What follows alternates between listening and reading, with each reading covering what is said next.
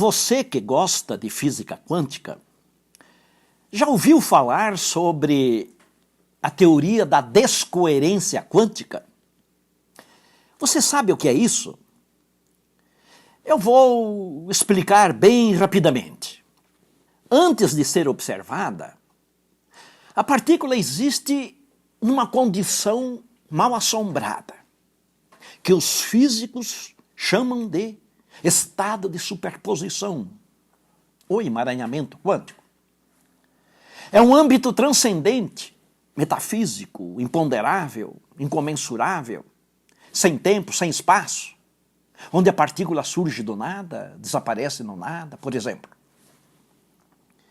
Esse âmbito é praticamente um nada, uma espécie de limbo cósmico. É aí que a partícula existe, antes de ela ser observada por meio de um instrumento. Pois é, segundo a teoria da descoerência quântica, quando a partícula é observada através de um aparelho, ela interage com o campo eletromagnético produzido por este aparelho. E quando isso acontece, a partícula desfaz o seu estado de superposição e, pasme, ela então se materializa instantaneamente na nossa realidade.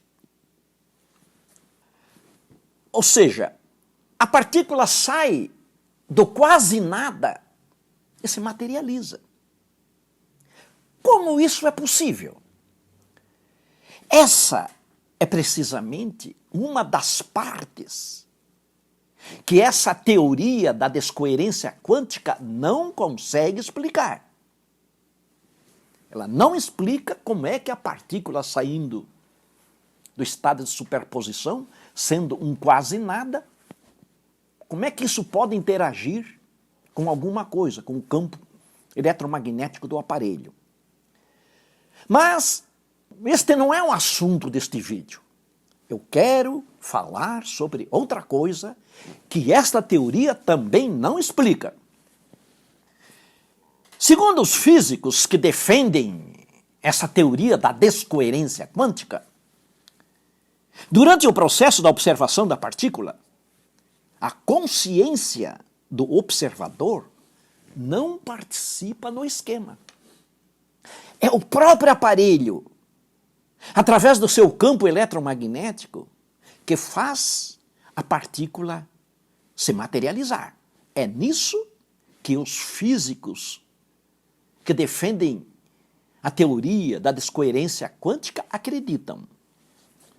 Ou seja, esses físicos defendem a ideia de que é possível uma observação sem um observador.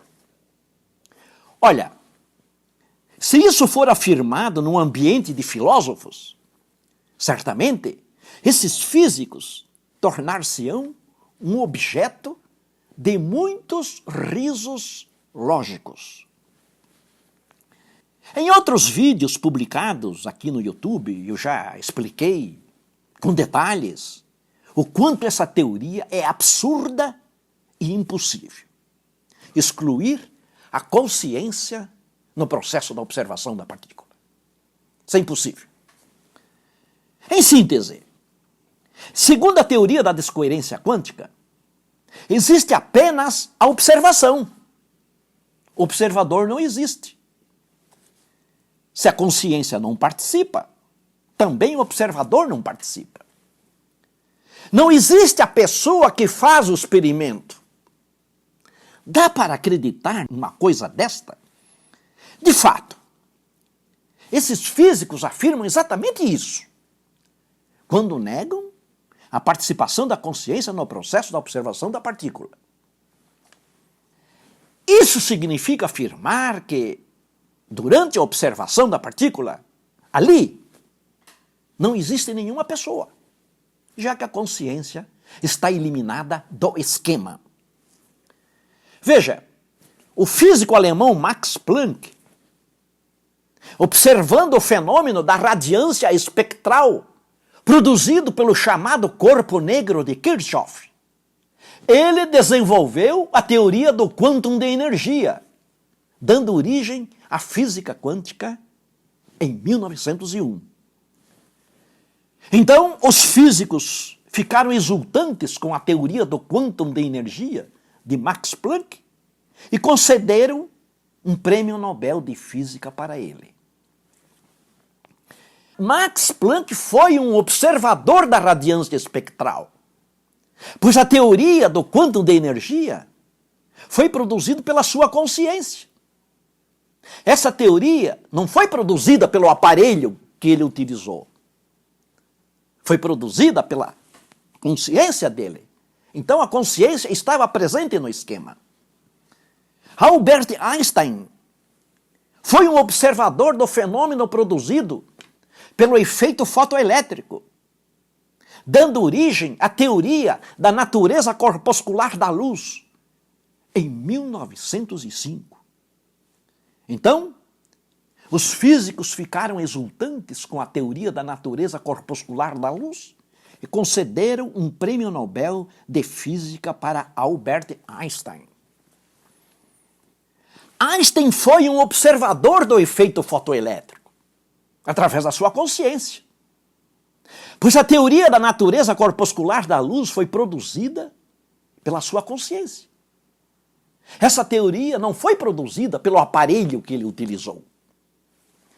O físico inglês George Thomson, observando o fenômeno da difração do elétron, em 1928, comprovou a teoria da natureza ondulatória da partícula. Então, os físicos ficaram exultantes com a teoria da natureza ondulatória da partícula e concederam um prêmio Nobel de Física a George Thomson, físico inglês, o observador do fenômeno da difração do elétron. Também a consciência de George Thomson estava presente no esquema. O formalismo teórico da comprovação da natureza ondulatória do elétron foi produzida pela consciência de George Thomson. Não foi produzida pelo aparelho que ele utilizou. O físico francês Alain Aspect, observando o fenômeno da correlação quântica entre dois fótons, comprovou a teoria quântica do efeito não local, em 1982. Então, os físicos ficaram exultantes com essa comprovação e concederam um prêmio Nobel de Física para Alain Aspect. Alain Aspect foi um observador do efeito não local. E a consciência dele estava presente no esquema. Pois o formalismo teórico dessa comprovação foi produzida pela sua consciência, pelo seu intelecto. Essa teoria não foi produzida pelo aparelho que ele utilizou, como pretendem os defensores da teoria da descoerência quântica, que negam a consciência. Com relação a Max Planck, Albert Einstein, George Thomson, Alain Aspect, nenhum físico duvida que, de fato, esses cientistas estavam presentes na observação do fenômeno. E eles estavam presentes através da sua consciência. Eles só puderam desenvolver as suas teorias porque eles observaram o fenômeno por meio da sua consciência. Inclusive, por causa disso, eles foram premiados com o Nobel de Física. Não dá para tirar a consciência do esquema. Então, por quê? Veja, isso é importante. Por quê? Através da teoria da descoerência quântica, os físicos atuais pretendem negar a presença da consciência, a participação da consciência no processo da observação da partícula. Por quê? Dois pesos, duas medidas. Por quê? No processo do colapso da função de onda, a consciência é descartada. Antes do elétron, veja bem, antes do elétron ser observado, ele é só uma função de onda. É um ente matemático. É só uma teoria que foi criada pela consciência do físico. Eu já falei bastante sobre isso em outros vídeos publicados aqui no YouTube. Quando um experimento de observação é feito, o físico tem a percepção de uma partícula. Então, através desta percepção, a teoria se transforma nessa partícula e passa a existir fora da consciência do físico. Através do aparelho, o físico observa algo que já existia na sua consciência, na forma de uma teoria, na forma de uma imagem mental. Isto antes da observação. O próprio aparelho, veja bem, o próprio aparelho, por meio do qual a partícula é observada, é uma construção, é um projeto da consciência do próprio físico. Pois este aparelho não existe na natureza. O contador Geiger, por exemplo, que detecta a partícula, não existe na natureza. Ele é uma construção da mente humana, da consciência do cientista. Portanto, através do próprio aparelho de observação, a consciência já está presente nesse esquema, pois o aparelho é um construto da mente humana. Antes de os físicos acreditarem que o bóson de Higgs existia na natureza, essa partícula já existia na consciência do físico inglês Peter Higgs, na forma de uma teoria, na forma de um ente mental. Depois de ser observado no acelerador de partículas do CERN, o bóson de Higgs passou a existir na natureza. E quem afirma isso são esses mesmos físicos que negam a participação da consciência no processo da observação da partícula. 2 pesos, 2 medidas. Veja, a consciência do físico, que lá no laboratório produz o colapso da função de onda da partícula, obrigando-a a se materializar na realidade física através de um aparelho, é a mesma consciência de qualquer pessoa. Não existe primazia. Cara, isso é muito massa, tá ligado? Isso significa que a consciência humana, de fato, ostenta um poder criador, o poder de materializar partículas. E que partículas são essas que a consciência materializa lá no laboratório do físico? São o quantum de energia. Mas o que é o quantum de energia? Senão aquilo com que tudo é feito na realidade cósmica. Pedras, vegetais, insetos, água, fogo, estrelas, galáxias, célula. Tudo é feito com o quantum de energia, com esta partícula que é materializada através da observação. O quantum é a essência da realidade cósmica, é a essência da realidade material. Portanto, não é pouco o poder que a consciência possui, se ela tem o poder de materializar a essência da realidade cósmica, quando materializa o quantum de energia. É precisamente isso que os físicos comprovam através do processo da observação da partícula. Comprovam este poder.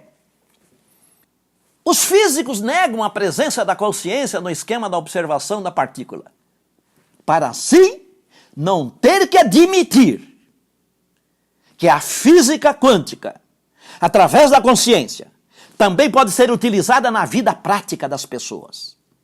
A física quântica pode ser utilizada na vida prática não para materializar partículas, mas para materializar sonhos e projetos. Os físicos têm medo de concordar com isso, só porque os místicos e os religiosos também afirmam a mesma coisa. Também afirmam que a consciência tem um poder criador. Portanto, os físicos negam a presença da consciência na física quântica por puro preconceito intelectual, numa atitude que denota um escandaloso dogmatismo científico.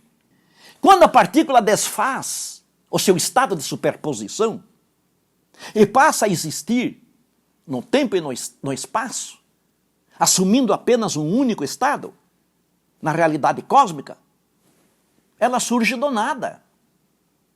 A partícula não tem passado, não tem história, não tem biografia. É precisamente nisso que os físicos acreditam, com base no formalismo do princípio da complementaridade de Niels Bohr.